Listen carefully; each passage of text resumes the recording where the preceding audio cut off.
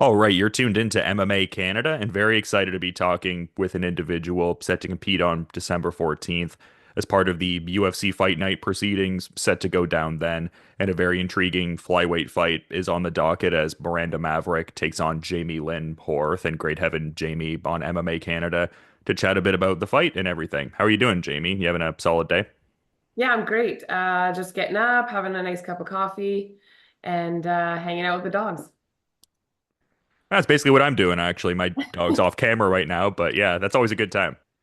Yeah, super stoked. Today's like a day, sort of day off. I've got a few other appointments to get to for recovery stuff, but other than that, yeah, just here in Squamish and super excited to head out to Florida and you know, put on a big show night. Yeah, and when did Yeah, and when you did you I guess, receive the receive the information that you were information that you going to were going be to be replacing Tracy replacing Cortez for this fight because that's how it kind of unfolded. Well, I came home Sunday on the 3rd, which was like the day after my fight. And then my coaching staff had already like kind of heard the rumor that Tracy was out. And I just didn't think anything of it. I always leave it to them to decide what's up. And I guess that was Monday, Tuesday, Sunday, Monday, Tuesday, they were going back and forth and talking about it, but I didn't know. And then my agent messaged me on Tuesday evening and I got it Wednesday morning. So I was home for 2.5 days before we got offered. Yeah, is this like did you feel, I guess, just momentum from the nature of the last fight where you're like, yeah, that would work out, or did some things have to, kind of be amended in a certain sense to kind of make this work? Did you I guess you came out of that fight relatively unscathed and probably still with like a certain level of momentum. So was it just kind of a no-brainer just considering how you came out of that last fight and I guess the magnitude of the matchup also? Yeah, I mean, there's definitely lots of working parts towards it. For me, I came out of that fight with a couple bruises on my face. Body was good to go.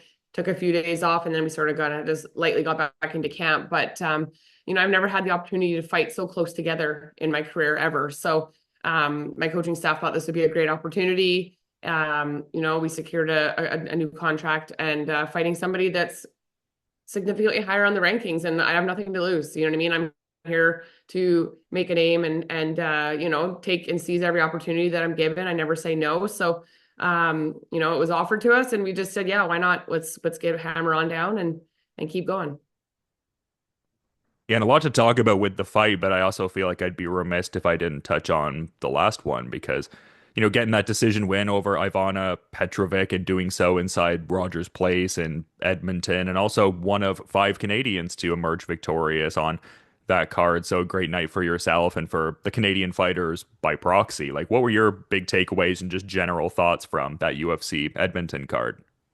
I mean, the card was awesome. There's nothing greater feeling than being able to fight on home soil and turf. But I kind of don't, at the same time, don't care where I fight because really at the end of the day, I'm there to do my job and it's just like I'm in and out.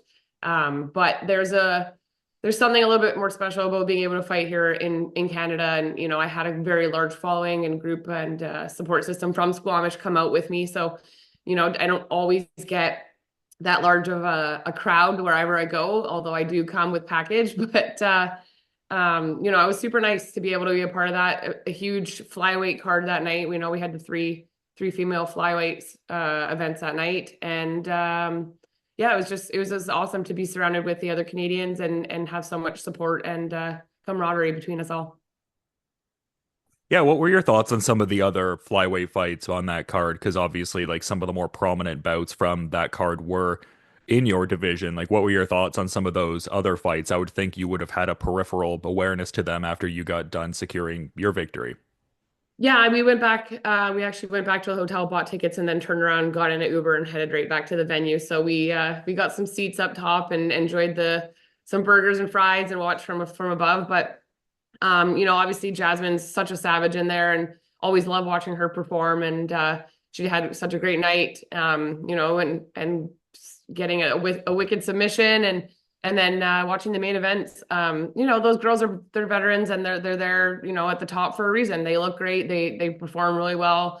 It's just so nice to see, such a beautiful display of martial arts go on and almost like looking up to people that you are the same age and or older than, but still looking up to them as like a role model. So for me, it was just a really great opportunity to sort of see what the division looks like and, watch some great Canadians win that night.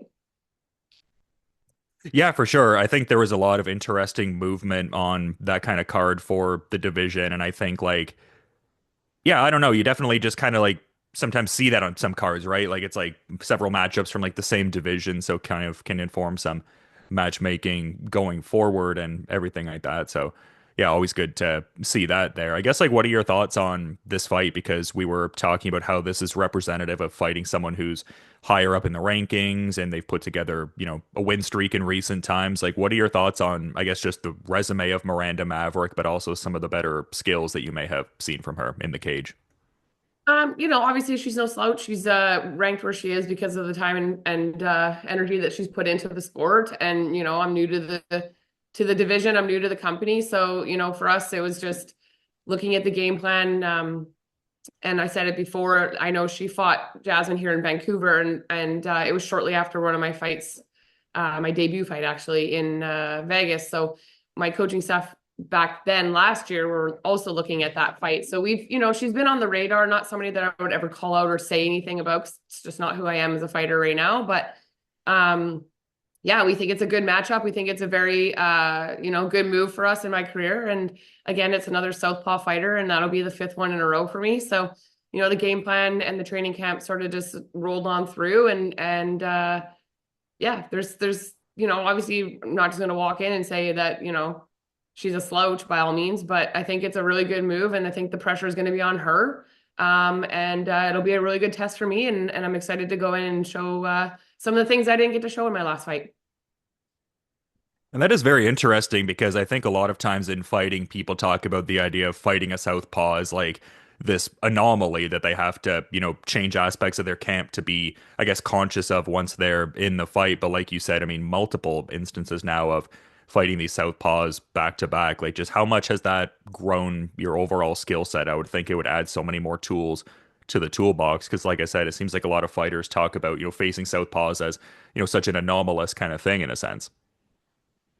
Yeah, I mean, you always hear that and you always think about it, but then here I am 5 fights in. And I mean, my first, Veronica switched a little bit back and forth, but my first fight were southpaws. Maravic's a southpaw and my LFA title fight was a southpaw as well. So, I think that for me, it's hard to see it as the anomaly because it's not been the case, but it is like it's not common that you see a lot of southpaws, but for some reason in the female flyweight division there seems to be quite a few of them. But going back on what you said, yeah, I do think it's created some new tools and a lot of different looks for me, and I think that it's helped me evolve, my switch stance style. I switched to southpaw and I switched to orthodox back and forth, and I could be dangerous from both ways. So I think for me, it gives me a lot more option.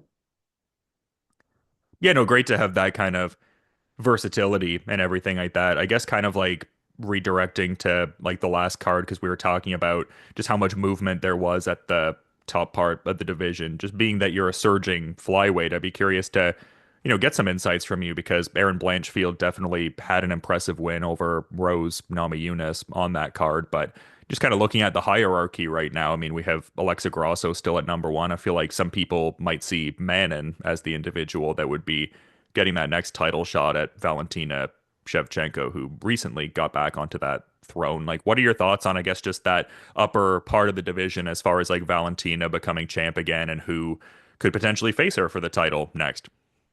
Yeah, I mean, it's hard to say. I mean, I know like obviously nobody wants to fight somebody 4 times in a row, but everyone's got to be curious about the Shevchenko and Grasso fight. I mean, I know Shevchenko definitely, secured her belt this last bout, but there's always that like win, tie, win. Now what happens? You know what I mean? It's almost like it's like a 0-0 draw.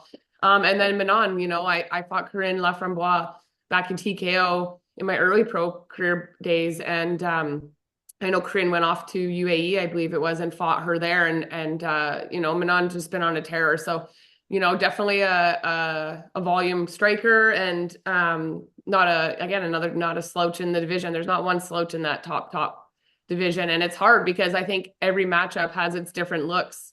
And I think that the top 10 and this top 15 even, any way you match it up, it's going to be a super exciting and it's going to change the ranking significantly. Like it's been flip-flopping all over the place. So, I think what I think, I'd like to see Manon fight Shevchenko. I'd like to see Manon fight Grasso. I'd like to see Grasso and Manon fight and then winner fight Shevchenko again. Erin Blanchfield's sneaking up in there too. So, like I said, like it's just in a very exciting division with a lot of movement and a lot of up and coming flyweights looking to make a name for themselves.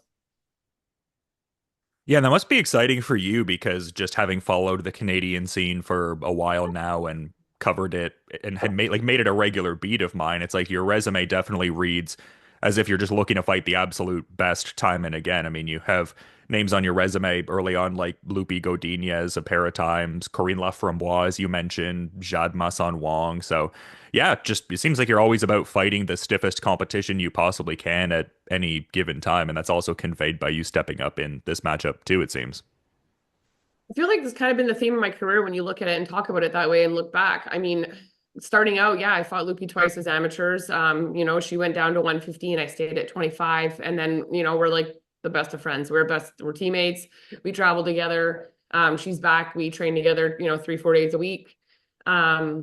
Which is awesome. Her husband, her, partner, Colin Dane is a Olympic wrestler. And he's just like the new big puzzle piece to the team. So, we have a really good thing going on here, but back towards the theme of my career, it's like every person that I fought had some sort of significant record. My first pro fight was against a girl that had significantly more fights. Even in my amateur career, I took on a fight for the title as an amateur with someone that had, 3, 4 fights more than me. And I only had 2 or 3 amateur fights. Yeah, I don't know, for whatever reason, I just end up getting put in these situations. And like I said, we don't ever say no. My team trusts in my skill and my ability and my work ethic. And my want and needs to be the best of what I can be. So, I think although I don't have a lot of fights in my early years, I have a lot of good quality fights that I think have kind of filled in for a lot of the volume fights that a lot of people get fighting, maybe lower ranked fighters. So benefits and negatives, I'd like to have had more experience as an amateur and a pro, but like I started out in Battlefield and then I went over to TKO and then that company stopped.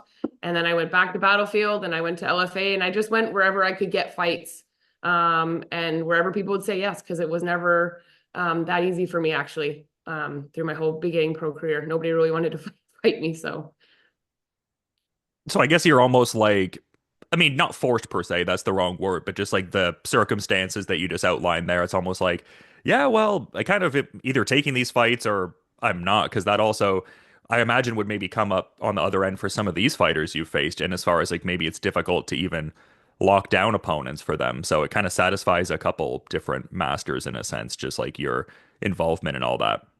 Yeah, totally. I mean, even, even I was going to defend the LFA belt against Sabrina Mazzo, and unfortunately she was injured, 10 days before our bout. But, another ex-UFC fighter, someone that was, did really well and unfortunately was let go and had, had some success. So, I feel like I've just been like thrown the 10K gold, people my whole career. And again, all that leading to this fight. Yeah, I think it's just been the theme of my entire career is just fighting whoever they offer to me and, people that are not slouches and people that are, arguably top 10, top 15. So let's go. Let's keep the same theme and ball rolling.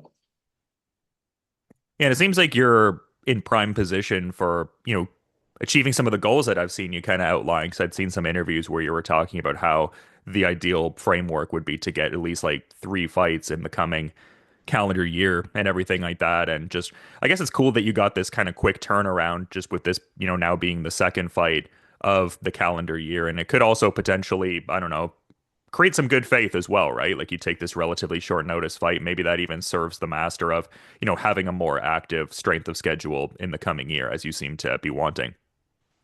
Yeah, I mean, I think every fighter wants to be as active as possible. You don't have a lifetime in this sport. So to seize the moment and those opportunities, it's, it's kind of key and obviously financials and, your want and love for the sport. So, it looks like the theme is around 2 fights a year for most fighters. I'll be fortunate enough to get that just shy of a calendar year because I fought December 2nd last year. So I'll be 2 weeks shy of maybe 3 fights in a year, but yeah, super excited and to stay as active as possible and healthy and yeah, I think 3 fights a year is very maintainable, maybe even more. Yeah, I love that. And you'd mentioned earlier the dynamics about how you'd previously faced Lupi Godinez, and now you both are teammates. And I love seeing those stories in MMA, but it also made me start thinking like who would be, I guess, some of the other people you would credit as primary like training partners. Like obviously Lupi being a UFC fighter as you are would be of tremendous benefit, but like who else are, I guess, some of the regular kind of primary people you get in that work with and everything. Yeah, I mean, where we're located, I'm in Squamish, so I'm about an hour, just over an hour out of where most of the girls are, and we're all kind of spread out through the Lower Mainland. And each gym kind of has like one token female. So my striking coach and gym out in WKX, the Johnsons out there. There's Sonia Blade out there. She's a world-class kickboxer, awesome, tough as hell. Has been part of my career and my team, and vice versa. I've cornered her and helped her in her career for years now. So I get looks like that. I've got Mel Zenman from Universal in North Vancouver, Dan Kajak's gym, Rachel Hoffer, obviously Lupita, Marta, another 25er European. She's done a bunch of these tournaments, turning pro herself. Oh goodness, like Sadie. There's some other like new amateur girls that, just definitely good bodies. Rhythm from TriStar, from who else?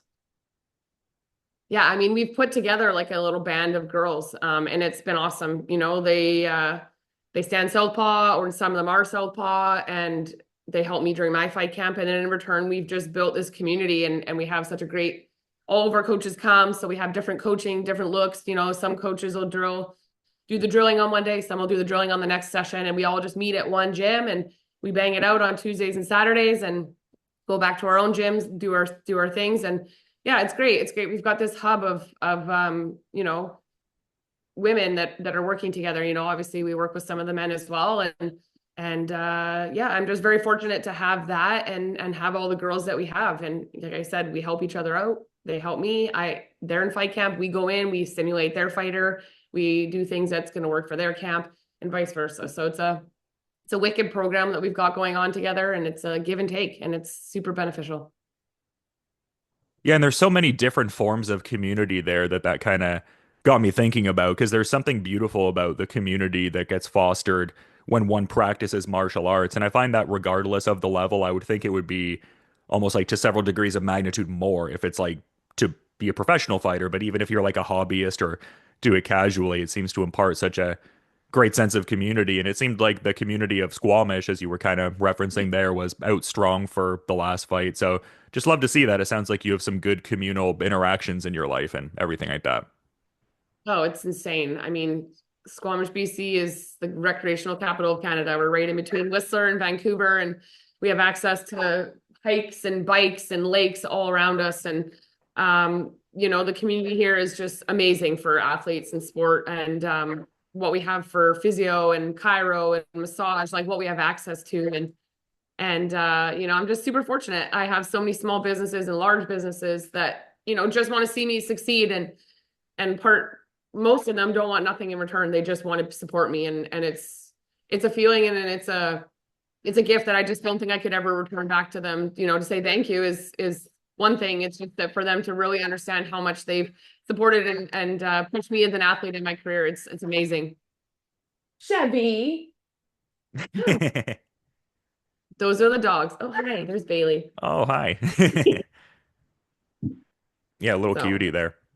yeah, she's they just turned 2. He's a big boy, big black lab. My other sister. So I have a big family. I won't go down that route, but I've got a large family. 2 of my sisters have brothers, and I have one of the sisters. So when we all get together, it's lab mayhem. We all have labs in our family. So And that was something I'd noticed in doing some backgrounding on you that you do come from a large family and everything like that. Like, what is there like a general like I don't know temperament in terms of like wanting to watch your fights and things like that? Just because I've talked to fighters and sometimes it's like, yeah, like I'm front row, gung ho cheering as loud as I can, whereas like some people are, kind of looking through the fingers a little bit or kind of just like, oh, tell me after and make sure you're safe and kind of relay that to me. Like, is there like a general temperament from your family members in terms of the MMA endeavors, or does it kind of vary a little bit? It definitely varies. There's two ends of the spectrum, actually. It's my dad, has never come to a fight, but he just can't watch. And it's crazy because like I'm gonna get emotional, but like growing up, like he taught me everything. He taught me to fish, how to hunt. Like he's the toughest guy I know. And like we cut wood and I go over and he's like, I got fight camp set up for you. You're coming over to split cords of wood. And like he's just a tough old dude. And he just can't watch me fight. And that's totally cool because he supported me and he's basically pushed me to be, the individual that I am and being a little tom girl and whatever, tomboy, whatever you want to call me. And he's always supportive from afar. And my mom for the first bit and my grandma, like, couldn't you just take up table tennis? Did you have to be a fighter? Watching through closed fingers. And if they've graduated and my sisters that, couldn't watch and were so nervous and anxious all the time, which is good because they kind of take that away from me. They're the anxious and nervous ones. I'm not anxious or nervous. They take all that. But they're there front row and they're giving me hugs and kisses and they're screaming at the top of their lungs. And yeah, I've got all walks of life, I guess, supporting me, all different types of excitement and fear and can watch and can't watch and front row saying kill her. So um, yeah, I have like the most amount of support that I think that anybody in the world has. Honestly, I think I have the biggest support system through friends, family, and this community that any fighter ever has out there. I was gonna say, yeah, you're getting me emotional over here. I feel like there's I not know, really. or it's so hard. Like I'm just so grateful for what I have, Like I live in this small town and I go for a walk down the street and where were we? We went to the mall the other day. We were downtown Vancouver at the mall and we ran into like four different people and my husband's like, Jesus Christ. And he's like, man, can we not go anywhere? And it's just like, it doesn't matter. It's like I'm such a small town person that I just love to just fly under the radar. And I love to just have my morning coffee and hang out with the dogs and go for a walk. And people just want to say congratulations and they want to just say thanks, thanks for doing something that brought the community together. There's so many viewing parties here. Like it's crazy. I can't even start. I can't even end. There's just so much love and support in this community that it's amazing. And I'm forever grateful to be born and raised in this town and a part of such an awesome thing here. Yeah, the gratitude comes across in abundance, and I feel like just what you said in and of itself could be a great parting thought in its own right. But I also figured I'd give you the floor, Jamie, in case there was anything you did want to mention as a final parting thought. I really do appreciate you making some time to give some great insights today on MMA Canada. Yeah, I mean, obviously, I would just run through the list of sponsors over the years, but there's just been so many people that have supported me, whether it be big, small, whatever. But continuously over the years, I've been supported. And I have some really great relationships that I've grown out of it. And that's another thing for me is that like the people that I work with, I like to have a relationship with. I'm not there for a paycheck. You know what I mean? I'm here to build sort of a community and give back in whatever way I can. So whoever I'm working with and whoever's supporting me is somebody that I, have and hold dear to my heart. And I think that throughout my career, I'll keep that true. Well, it's an awesome sentiment, and again, very much appreciate you making some time to talk ahead of this Miranda Maverick fight. I'll definitely be checking it out on December 14th. And yeah, thanks so much for coming on MMA Canada. And again, like I said, giving some amazing insights. Hopefully you enjoy the rest of your day. And thanks so much, Jamie. Thank you. Thanks for having me.